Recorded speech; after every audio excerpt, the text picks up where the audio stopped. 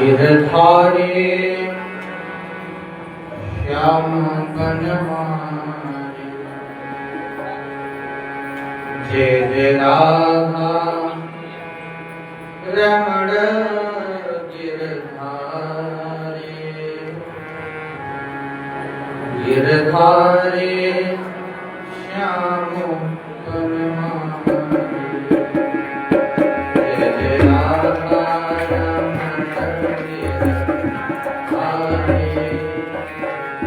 गिरधारी श्याम बनवारी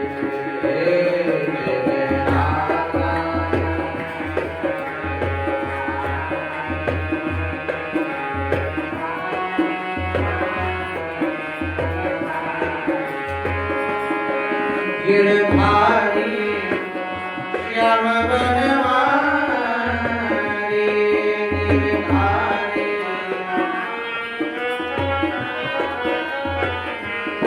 गिरधारी श्याम बनवारी गिरधारी श्याम गिरधारी श्याम बनवारी गिरधारी श्याम बनवारी ओ जय जय राधा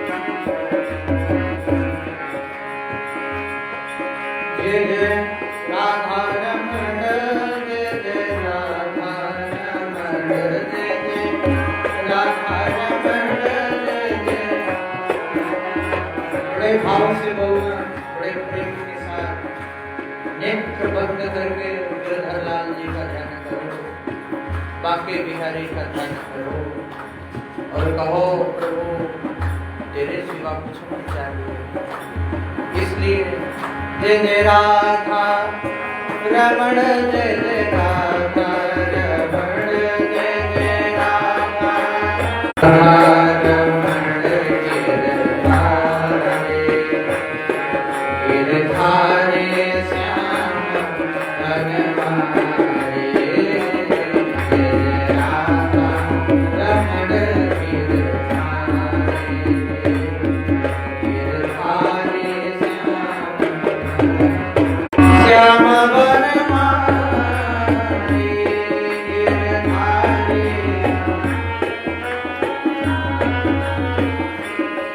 गिरधारी श्याम बनवारी गिरधारी श्याम बनवारी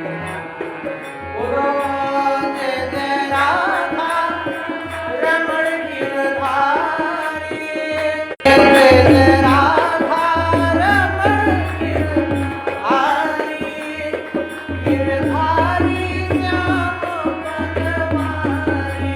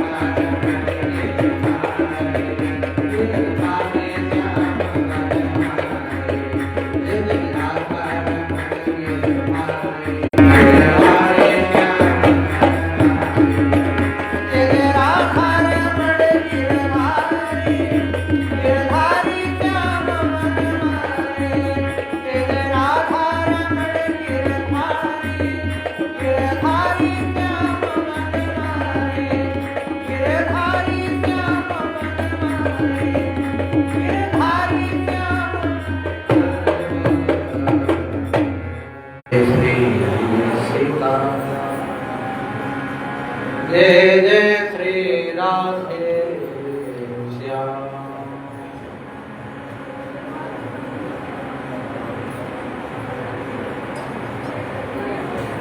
बड़ा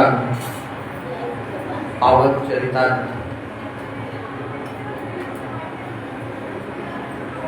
परमात्मा के चरणार बिंदों में बैठकर नित्य प्रति भगवान की कथा सुनने का अवसर मिला। शांत भाव से, एकाग्रचित्त भाव से भगवान की कथा सुने।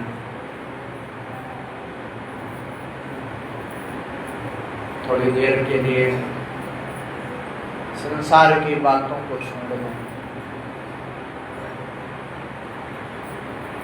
यदि संसार की बातों में आज भी उलझे हो तो शायद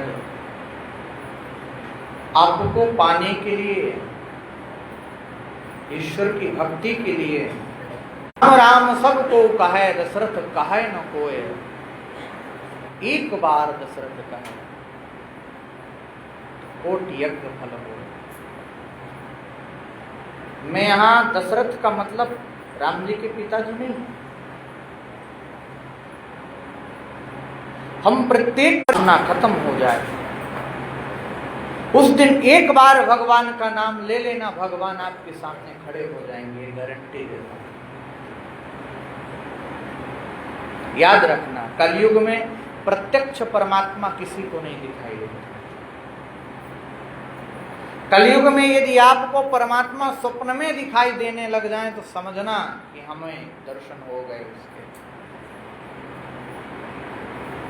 जिस रूप में देखना चाहो उस रूप में दिखाई देता है। एक बड़ा अद्भुत चरित्र मुझे याद आ रहा है, शायद मैं कभी सुनाया भी हो सकता हूं। मार्ग पहले से प्रशस्त कर देता है। ऐसे ही एक भक्त के साथ बड़ी घटना हुई। हजारीबाग जिला बिहार, आज झारखंड हो गया। वहां पर एक ब्राह्मण परिवार में एक बालक का जन्म होता है और महाराज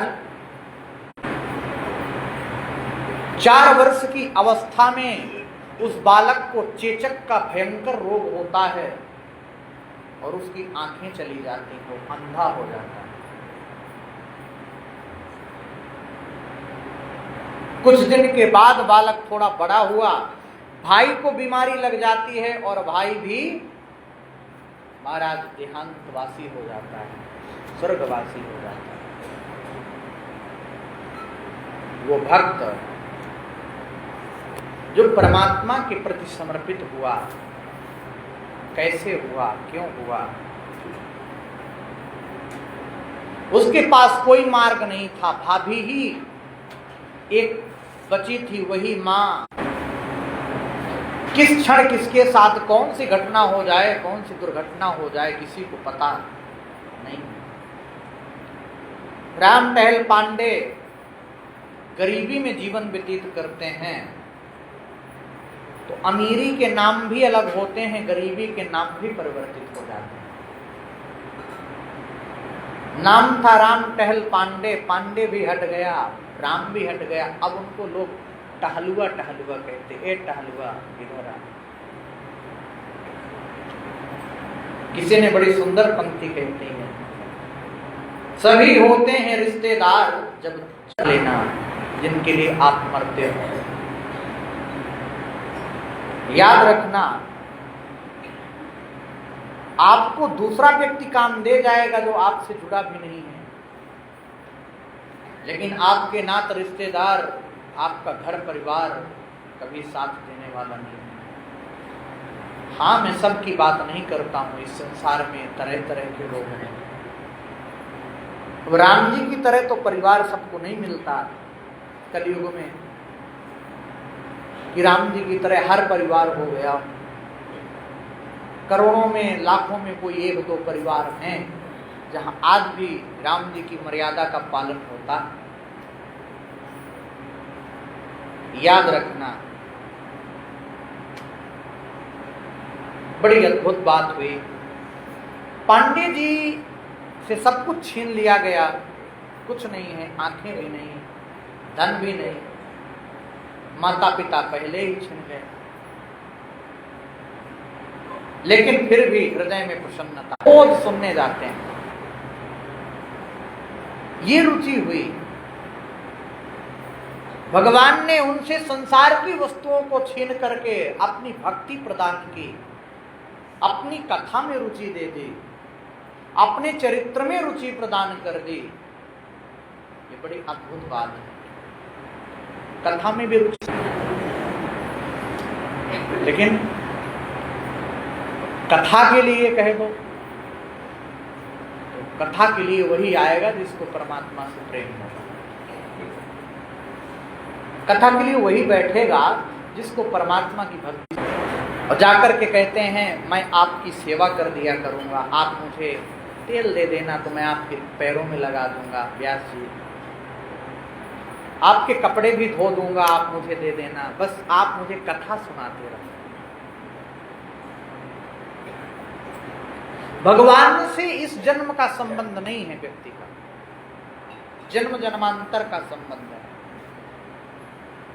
आपने इस जन्म में थोड़ा प्रेम किया, इसके पहले थोड़ा थोड़ा प्रेम बढ़ता चला आया, एक दिन ये प्रेम प्रगाढ़ रूप लेगा जो हमें संसार, और इतना जल्दी अपने से संबंध बनाता भी नहीं है।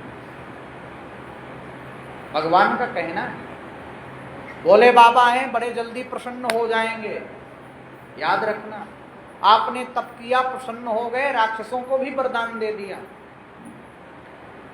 जाओ। भस्मासुर नाम का राक्षस हुआ, भोले बाबा से वरदान मांगा, जिसके सर पर मैं हाथ रख दूं, इतने प्रसन्न की बुद्धि भी बिगड़ जाती है भोले बाबा की वरदान देते समय,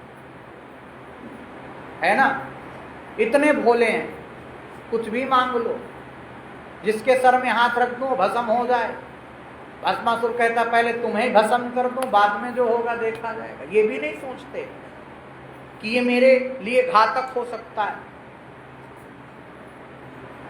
लेकिन भगवान जो ब्रह्म परमात्मा है वो साधारण नहीं है। शिव तत्व की लीला अलग करते हैं और ब्रह्म तत्व की लीला अलग करते हैं। फिर बचाने कौन जाता है? भस्मासुर को मारने के लिए मोहिनी रूप धारण करते हैं भगवान। भगवान भोलेनाथ से कहते हैं वरदान आप देते हो, निभाना हमें पड़ता है। तो भोले बाबा कहते हैं आप ही के सहारे तो देता हूं कि आप निभा लोगे, नहीं मुझे क्या पड़ी है वरदान देने की। ये भक्त और भगवान का भाव है। हम लोग भगवान पर भी गलतियां निकालने लगते हैं। ऐसे दो सज्जन हुए, एक कहता है मित्र से चलो आज हम भगवान की गलती निकालते हैं, देखें कि क्या क्या गलती किया है सृष्टि में परमात्मा ने। गए कलम लेकर के, पेन लेकर के, देखा। आप लोगों ने काशी फल देखा है? कद्दू, कद्दू का वृक्ष ऊपर चढ़ा हुआ था, बड़े बड़े कद्दू लटक रहे थे नीचे, और उसकी बेल बड़ी पतली होती है ना। वृक्ष उसका बड़ा कोमल होता है कद्दू का। उसने कहा पहली गलती निकालो, इनकी गलती भगवान की, बताओ इतने बड़े फल लगाने की क्या आवश्यकता, वृक्ष छोटा सा और फल इतना बड़ा, उस वृक्ष में कैसे टिका रहेगा। ये गलती है भगवान की। उसने लिखा हाँ भाई गलती तो है। बड़ी अद्भुत बात। गए एक बगीचे में आम के, देखा तो आम छोटे छोटे, वृक्ष बड़ा, नीचे लेट गए। बोले ये दूसरी गलती। बोले यहाँ पर वो कद्दू के जैसा फल लगना चाहिए और कद्दू पर आम के जैसा, जिससे वृक्ष को कोई नुकसान ना हो। करके महाराज ऊपर से गिरा, वो ऐसे लेटे थे, सोच रहे थे कि ये दूसरी गलती, आगे जाके तीसरी गलती खोजेंगे। तो वो आम का फल उसके नाक में लगा, वो बेहोश हो गया। अब जब बेहोश हो गया तो पंखा हिलाए, एक जो दूसरा मित्र है पंखा हिलाए। बोले पंखा हिलाऊं कि डॉक्टर को बुलाऊं कि पानी लाऊं? बोले कुछ मत कर, पहले सबसे दोनों गलतियां काट, उससे कोई गलती नहीं हुई। बोले क्यों? बोले सोच, यदि कद्दू की जैसा फल लगा होता और वो मेरे ऊपर गिरा होता तो मेरा राम नाम सर्प हो गया होता। इसलिए भगवान जो करता है, जो भी करता है, परमात्मा जो भी कहता है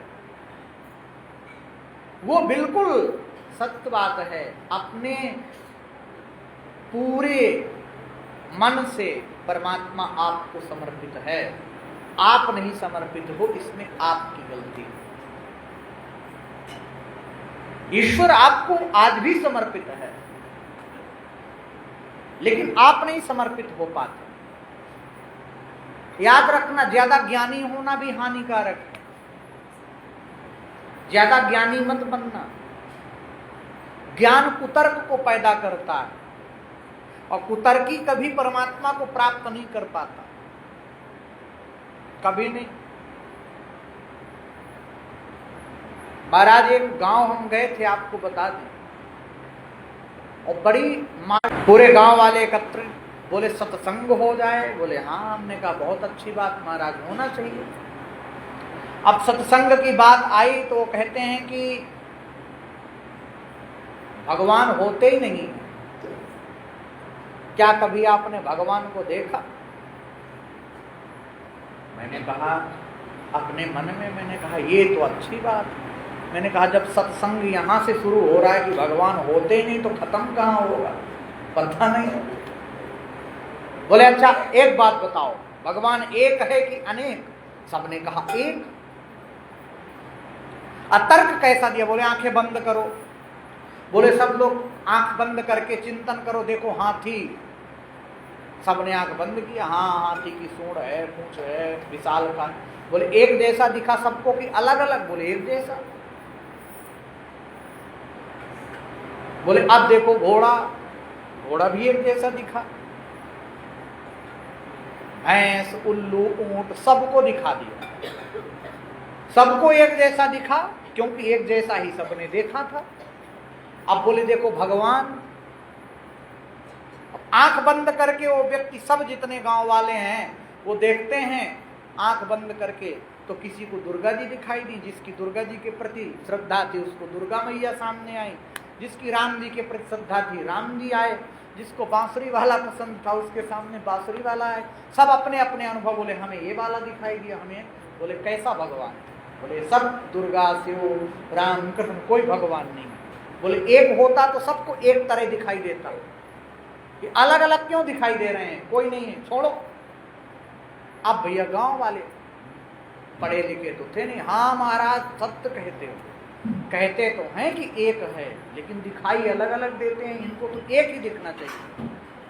वाह महाराज, आज ही आंखें खुली हमारी। अब हमने कहा हो गई हमारी कथा। बड़ी अद्भुत बात है। हमने गांव वालों से कहा एक प्रश्न इसमें हम और जोड़ दें महाराज, यदि आपकी इच्छा हो तो। बोले नहीं नहीं, यही तो सत्संग है, जोड़ो। हमने कहा अभी तक आपने हाथी देखा, ऊंट देखा, उल्लू देखा, भगवान देखा। हमने कहा आंखें बंद करो और देखो बाप, अपने अपने पिताजी के दर्शन करो, अपने अपने बाप को देखो। अब आंखें बंद करके सब अपने अपने बाप को देख रहे हैं। बोले हाँ हमने देखा। हमने कहा बाप एक है कि अनेक? कहते हैं एक। जब एक है तो आप सबको अलग अलग क्यों दिखाई दे रहे हैं? क्यों दिखाई दे रहे हैं अलग अलग? बाप तो एक है तो एक ही दिखना चाहिए सबके। बोले ये कैसे? मैंने कहा यद्यपि ईश्वर एक है, भगवान एक ही है, जैसे बाप आपका एक ही है, लेकिन अलग अलग घर में आप पैदा हुए तो अलग अलग तत्व से आपकी उत्पत्ति हुई।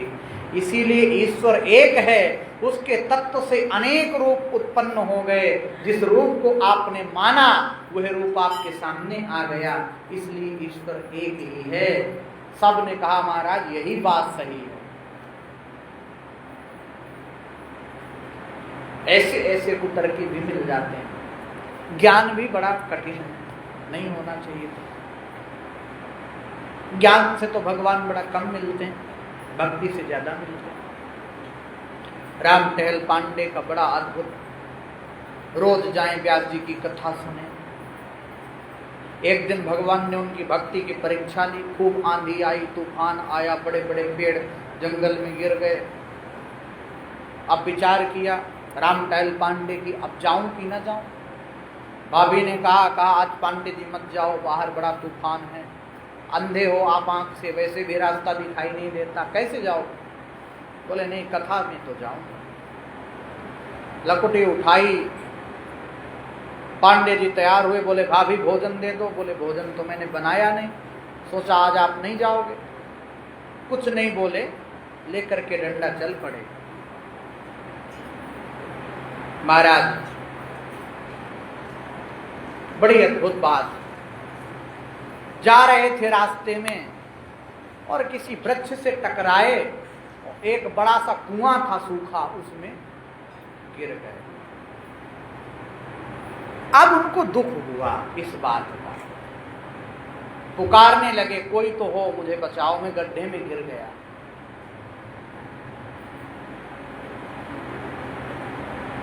मेरी भी टेर सुन लो उभार के हरैया। हे प्रभु अब तो टेर सुन लो, अब आज मेरा कोई नहीं है, आज मैं अकेला पड़ चुका हूं। आज तक मैंने आपसे कुछ नहीं मांगा, आपने आंखें ले ली तब कुछ नहीं कहा, माता पिता ले लिए तब कुछ नहीं कहा, कुछ भी नहीं कहा। मातु पिता पर बंध लियो, मातु पिता पर बंध लियो, दुख घोर दियो सबही सुख छीनो। ताहु पे दोष न देत तुम्हें, जग में अंधरो अखियन सोकी। जावे चले सुख भोग सबे, कूप में डार भले मुहि दीनो। पर दुख विनीत यही द्रगही, सुछीन कथा को प्रथा दिन दीनो। हे प्रभु इस बात का दुख नहीं हुआ कि आपने मेरी आंखें छीन ली। हे प्रभु इस बात का भी दुख नहीं हुआ कि आपने मेरे माता पिता छीन लिए। इस बात का भी दुख नहीं हुआ कि मेरा सहारा छीन लिया, मुझे गरीबी में पैदा किया। लेकिन आज इस बात का जरूर दुख है कि आज आपने मेरी कथा छीन ली।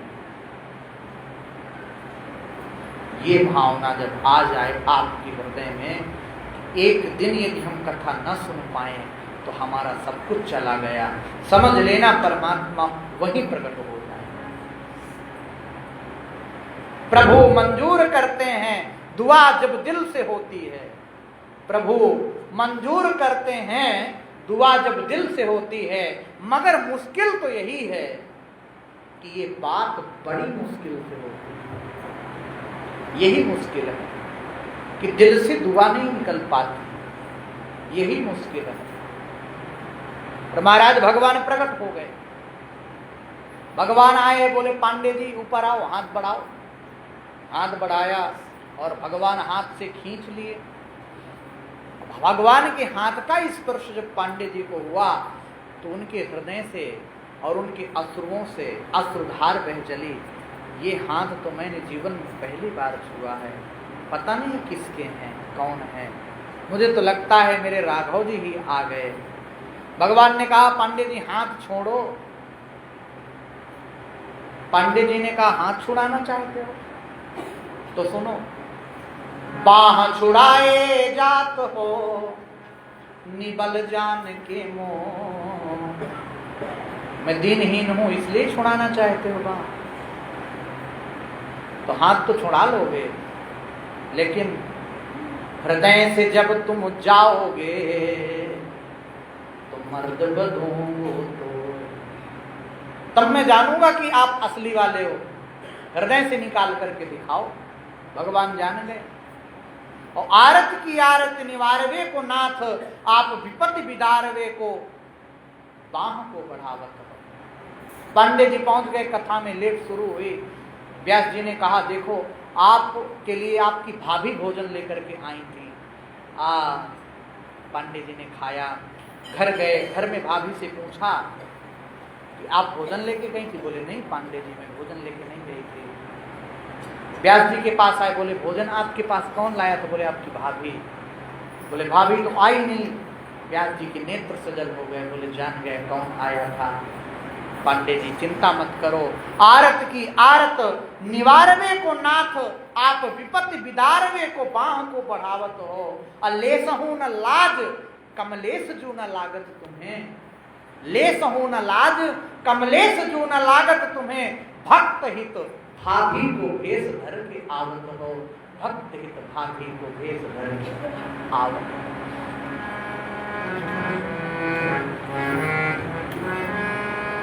कई जन्मों से बुला रहे हैं, कोई तो नाता जरूर होगा।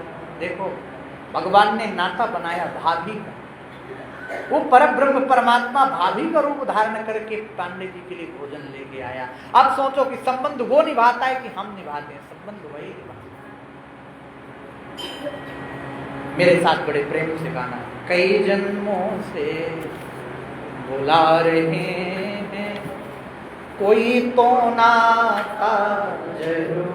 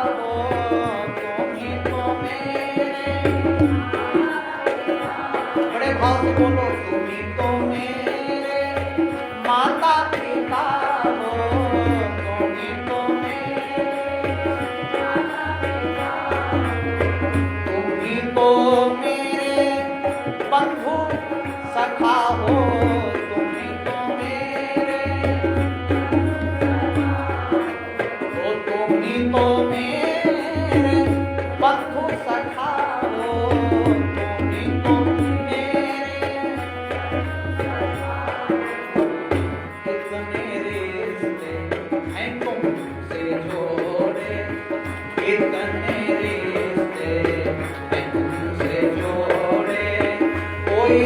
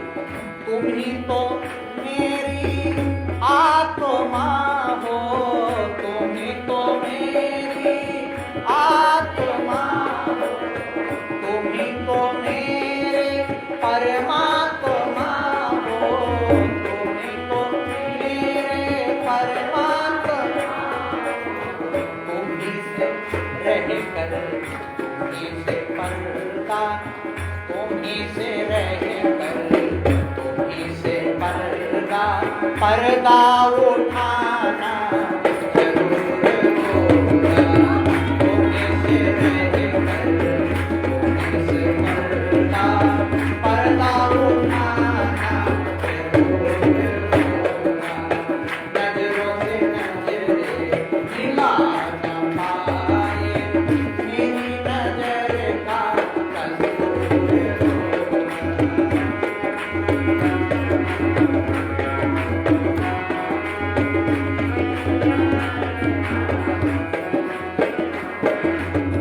दिल में समा गई है तस्वीर तेरी, दिल में समा गई है, ये दिल में समा गई है तस्वीर तेरी, दिल में समा गई है। दिल मेरा बन गया है जागीर तेरी, दिल मेरा बन गया है, ये दिल मेरा बन गया है जागीर तेरी, दिल मेरा बन गया है। तू मेरा प्रियतम मैं तेरी दासी, तू मेरा प्रियतम मैं तेरी दासी, दर्शन दिखाना जरूर होगा। नजरों से नजरें मिला न पाए मेरी नजर का कसूर होगा। कई जन्मों से बुला रहे हैं कोई तो ना था जरूर होगा।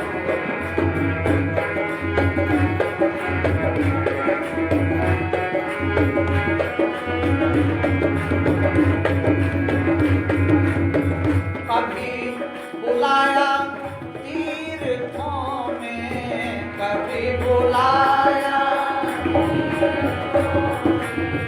कभी बुलाया है मंदिरों में, कभी बुलाया, कभी बुलाया है तीर्थों में, कभी बुलाया है मंदिरों में। दरबार तेरे अब आ गए हम, दरबार तेरे अब आ गए हम, दिल से लगाना जरूर होगा। दरबार तेरे अब आ गए हम, दिल से लगाना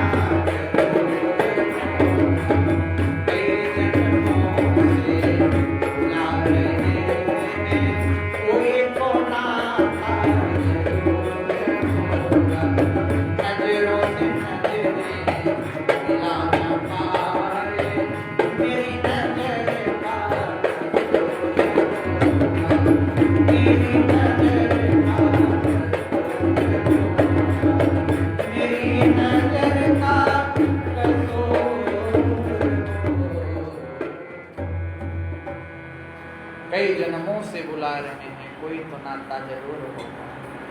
नजरों से नजरें मिला न पाए तेरा कसूर नहीं हमारा कसूर है। कार्तिक मास की पावन बेला, प्रातःकालीन का सत्र, उस सत्र पर गंगा का किनारा, 88,000 शौनक आदि ऋषि नैमिषारण्य तीर्थ क्षेत्र बैठकर नित्य भगवान की कथा सुनते हैं। आप भी सुनो, बड़े गौर से सुनो, बड़े ध्यान से सुनो। आपकी यदि कथा बस में रुचि हो जाए तो आपको भगवान मिल जाएंगे। ये कथा भी भगवान को प्राप्त करने का माध्यम है। इस कथा से भी परमात्मा की प्राप्ति होती है। और मैं तो कहता हूं कि इस कलिकाल में कथा ही के द्वारा भगवान मिलते हैं। सही पूछो तो क्यों? क्योंकि आप अकेले बैठोगे, एकांत में बैठते हो, तो मैं नहीं मानता कि आपका इतना मन लगता हो भगवान के चिंतन में, नहीं लगता। आप बैठे हो, माला जप रहे हो, लेकिन ध्यान किसका आ रहा है? अपने बेटे का ध्यान किसका आ रहा है? हे प्रभु, मेरा बेटा का ऐसा हो जाए, मेरी बेटी का ऐसा हो जाए। माला जपने के बाद तुरंत डिमांड करते हो, अनेकों तरह की बातें मनवाते हो भगवान से। लेकिन कथा में शायद किसी का ख्याल नहीं आता है। आता है क्या? नहीं आता। ये सत्यता की बात है। आपका चित्त, आपकी पलकें यहाँ कभी कभी झपकना बंद कर देती हैं। क्यों? क्योंकि इसका कारण यही है कि यहाँ पर परमात्मा का चिंतन बड़े श्रद्धा और बड़ी भक्ति से होता है। यहाँ कोई स्वार्थ से नहीं बैठा, यहाँ सब परमार्थ से बैठे हैं। स्वार्थ आपका एक ही है कि भगवान की भक्ति करना है, सुबह सुबह अपने पापों से मुक्त होने का प्रयास करना है। भगवान के दर्शन मात्र से, श्रीमद् भागवतोख्यम प्रत्यक्षाकर्षण वही, भगवान के दर्शन मात्र से जीव पाप से मुक्त हो जाता है। तो सोचो, जब कथा सुनते हैं तो हमारी अंतरात्मा भी पापों से परे हो जाती है, हमारा मन भी परमात्मा के चरणों में लगने लग जाता है। आप सुन रहे थे, क्या सुन रहे थे कल कार्तिक की कथा में? हमें भूल गया, कोई बताएगा? हैं? कहाँ तक कथा हमने विश्राम दी थी? पता है किसी को? चलो अपने लिए ताली बजा लो, अच्छे श्रोता हो। मतलब यहीं तक सुनना है, यहाँ के बाद बस, है ना? बताओ, कल की बात नहीं याद है, लेकिन संसार की एक भी बात नहीं भूले होगे आज तक। उसने मुझे ऐसा कहा, उसने मुझे ये कहा, उसने मुझे ऐसा किया, ये सब याद होगा, लेकिन भगवान की कथा याद नहीं। यही तो विडंबना है कि नहीं? मैं किसी एक व्यक्ति को नहीं कह रहा हूं, सबको कह रहा हूं, सब एक श्रेणी में हो, कोई आगे पीछे नहीं। आप लोग कलमासपाद की कथा सुन रहे थे। पिशाचनी बनकर के मुनि की स्त्री और कलमासपाद राक्षस बनकर के घूम रहा था वन में। यहां से मैंने कथा को विश्राम दिया। इन कथाओं का मतलब ये नहीं कि सुन लिया और बस बंद करके चले गए। इन कथाओं का मतलब ये है कि इनका चिंतन करो कि वो राक्षस क्यों ऐसा किया, यानी कि हमसे अनजाने में भी पाप होते हैं तो उसका भी प्रायश्चित हमें भोगना पड़ता है, उसका हमें प्रायश्चित करना चाहिए। और प्रायश्चित इस कलिकाल में मैंने कहा, हरेर नाम हरेर नाम हरेर नाम न केवलम, केवल परमात्मा का नाम सबसे बड़ा प्रायश्चित है, इसके अलावा कोई प्रायश्चित नहीं। क्यों? है तो बड़े बड़े प्रायश्चित, लेकिन आप कर नहीं सकते हो। आपको कह दूं कि भागवत का मूल पारायण पाठ कर डालो, नहीं कर पाओगे। आपको कह दूं कि इतने पाठ कर डालो, नहीं कर पाओगे। इसलिए सबसे सरलतम साधन, यत् फलम नास्ति तपसा न योगेन समाधिना तत्फलम लभते सम्यक कलो केशव की कर रहे हैं। एक वृक्ष के नीचे आ गए दोनों, और उस बट वृक्ष पर गुरु निंदक एक ब्रह्म राक्षस रहता था, जो गुरु की निंदा करता था। और महाराज उन दोनों को देख करके वह राक्षस कहने लगा, रे तुम कौन हो, किस पाप के कारण इस दशा को प्राप्त हुए? तब राक्षस रूप धारी राजा अपना और पिशाचनी अपना सारा वृत्तांत सुनाती है। राजा ने कहा, आप अपना वृत्तांत सुनाओ, आप ब्रह्म राक्षस कैसे हो गए? क्योंकि आज से हम आपस में मित्र हो गए हैं और मित्र से कुछ छुपाना नहीं चाहिए। बताओ कैसे हुए? ब्रह्म राक्षस कहने लगा कि मगध देश में बहुत समय पहले में प्रवीण सोमदत्त नाम वाला ब्राह्मण था, और मैंने अपने को बड़ा भारी विद्वान मान करके, अभिमान के वशीभूत हो करके अपने गुरुजी का अपमान किया। याद रखना, गुरु निंदा से बड़ा पाप संसार में दूसरा कोई पाप नहीं। गुरु निंदक ब्रह्म राक्षस की योनि में ही जाता है। इसलिए गुरु की निंदा नहीं करना चाहिए। जो भक्ति विराजमान है, जो उसके हृदय में परमात्मा के प्रति प्रेम विराजमान है आपके गुरु के अंदर, उसको पकड़ना है, उसके मार्ग पर चलो, तब तो आपका जीवन सफल हो जाएगा। यदि आप निंदा में लग गए तो आपकी तो मुक्ति होनी ही नहीं। निंदा को छोड़ो। और महाराज इसलिए मैं इस योनि में गया, वो राक्षस कहता है, ब्रह्म राक्षस, कि ब्राह्मण होते हुए भी मैं ब्रह्म राक्षस बना। तब ब्रह्म राक्षस ने नीति शास्त्र की व्याख्या की। हमारी जो नीति है वो क्या कहती है, हमारे शास्त्र क्या कहते हैं, ध्यान देना। वेदों के संदेह को दूर करने वाला गुरु होता है। यदि आपके हृदय में वेद में संदेह है और परम विद्वान व्यक्ति आपको उस वेद के संदेह को दूर करके भगवान की भक्ति के मार्ग पर ले जाता है, वह भी आपका गुरु ही होता है। दूसरा, जो आपको शिक्षा प्रदान करता है वह भी आपका गुरु होता है, गुरु की योनि में आता है। गुरु की संज्ञा 3 प्रकार की है। एक होता है दीक्षा गुरु, एक होता है पुरोहित गुरु और एक होता है शिक्षा गुरु। दीक्षा गुरु वह है जो भगवान का मंत्र कान में देता है और परमात्मा की तरफ आपको ढकेल देता है, जा बेटा आज से तू भगवान का हो गया, वो दीक्षा गुरु। शिक्षा गुरु वो होते हैं जो अनेक हो सकते हैं, किसी से मृत्यु पर्यंत तक इनका भी अपमान नहीं करना चाहिए। इसलिए गुरु की महिमा का वर्णन बड़ा अद्भुत है। एक बार नारद जी ने बिना गुरु बनाए पहुंच गए विष्णु भगवान के यहाँ। भगवान विष्णु ने उसकी मिट्टी को खोद करके बाहर फेंकवा दिया पार्षदों से। नारद जी ने देखा इतना अपवित्र हूं मैं, मेरी मिट्टी अशुद्ध हो गई जहां मैं बैठा। भगवान से पूछा क्यों? कृष्णम वंदे जगत गुरुम। याद रखना, संसार में किसी को गुरु नहीं बना सकते हो तो भगवान को गुरु बना लो। कृष्ण के उपदेश को मानना शुरू करो। कृष्ण क्या है? कृष्ण उपदेशक हैं और उनके उपदेश पर चलना ही उनको गुरु की संज्ञा प्रदान कराता है, जो उपदेश दे। और भगवान ने यहाँ क्या किया? उपदेश दिया आपको। दिया कि नहीं दिया? अर्जुन जैसे महारथी जो भटकाव में था उसको भी स्थिर प्रज्ञ बना दिया, एक स्थिति में स्थिर कर दिया। इसलिए महाराज पिशाचनी और वो ब्रह्म राक्षस और महाराज वो कलमास्पाद तीनों जा रहे थे। गर्ग मुनि को देखा, गर्ग मुनि दूर से देख करके डर गए। गर्ग मुनि लिए थे तुलसी युक्त जल और महाराज उस जल को जैसे ही तीनों के ऊपर फेंका वैसे वो तीनों अपने स्वरूप को प्राप्त हो गए। ये गंगा जल और तुलसी जल का महत्व है। प्रेम से करो भक्त वत्सल भगवान की, वाके बिहारी सरकार।